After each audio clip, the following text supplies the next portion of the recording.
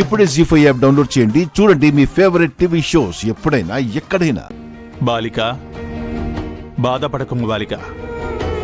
ఇందున నీ తప్పిదమేమీ లేదు, అంతయు విధి. నీవు మాత్రము ఎంతని పోరాడదేవు బాలిక. నీ కుటుంబము చెంత ఉండుటకు, నీ కుటుంబమును కాపాడుటకు నీవెంత చేయగలవో అంతయూ చేసితివి. ఇక జగన్నాథునిపై భారము వేసి నీవు వెంటనే మా లోకమునకు వెచ్చివేయము. అంతే అంటారా గుప్తా గారు? నేను ఇక్కడే ఉండడానికి మీరేమీ చేయలేరా? నా ప్రయాణం ఇంత అర్ధాంతరంగా ముగిసిపోవాల్సిందేనా?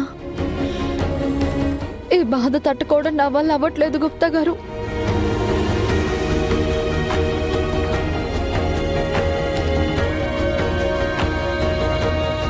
అని అంటాననుకున్నారా? ఏంటి మీ దేవుళ్ళంతా ఒక సైడ్కి వచ్చి నన్ను సైడ్ చేద్దాం అనుకుంటున్నారా? గ్రహాలతో కుమ్మకైపోయారా?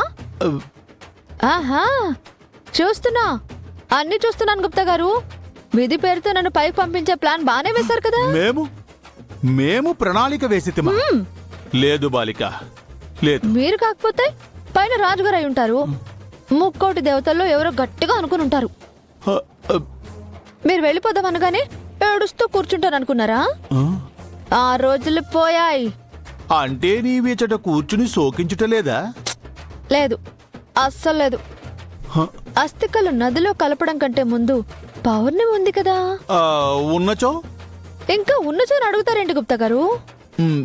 మీరు మర్చిపోయారా లేదా నన్ను ఏం మార్చాలని చూస్తున్నారా? పౌర్ణమి రోజు నాకు అనుకూలమైన రోజుని మర్చిపోయారా? నేనంటూ వెళ్ళడం జరిగితే అది మనో సంగతి తేల్చే వెళ్తాను. బాలిక, ఏమి మాట్లాడుచుంటివి? ఇంకెలా మాట్లాడాలి? ఏడవాలా? కన్నీళ్లు పెట్టుకుని కాపాడమని అడగాల? అయిపోయాయి గుప్తా గారు. భయపడే రోజులు, బాధపడే రోజులు అన్నీ అయిపోయాయి. కథలో కొత్త మలుపు వచ్చినట్టు నాలో కూడా వచ్చింది గుప్తా గారు. అయినా నేను పైకి రావడానికి ఎప్పుడూ బాధపడలేదు. మనోహరి ఇంట్లో ఉండగా రావడానికి భయపడ్డాను.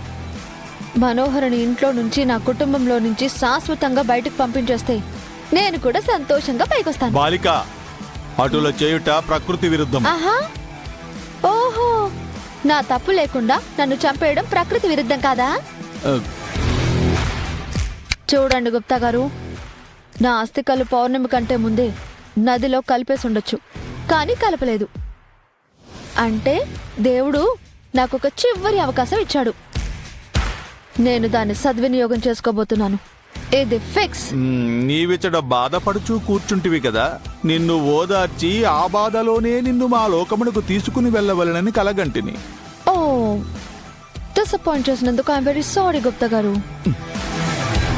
నా చెల్లెల్లాంటి మిస్సమ్మ జోలికొస్తానని ఆ మనోహరి నాకే సవాల్ చేసింది. దాన్ని ఇలానే విడిచిపెడితే అన్నంత పని చేస్తుంది.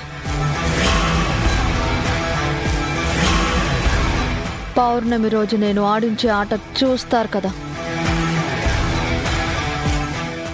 జీ5 యాప్ డౌన్లోడ్ చేసి అన్ని ఎపిసోడ్స్ పూర్తి ఉచితంగా చూడండి.